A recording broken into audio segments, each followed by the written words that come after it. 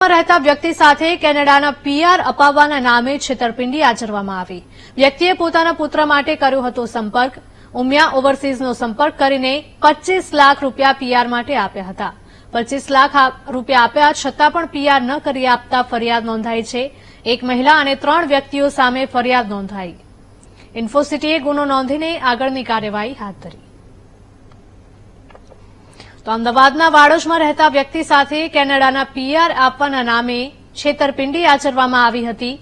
વ્યક્તિએ પોતાના પુત્ર માટે સંપર્ક કર્યો હતો। ઉમિયા ઓવરસીઝનો સંપર્ક કરીને 25 લાખ રૂપિયા પીઆર માટે આપ્યા હતા। 25 લાખ રૂપિયા આપ્યા છતાં પણ પીઆર ન કરી આપતા આખરે ફરિયાદ નોંધાઈ।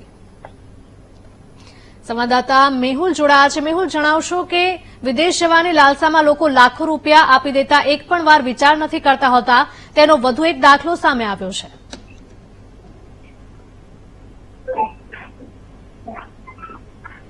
જી મેહુલ,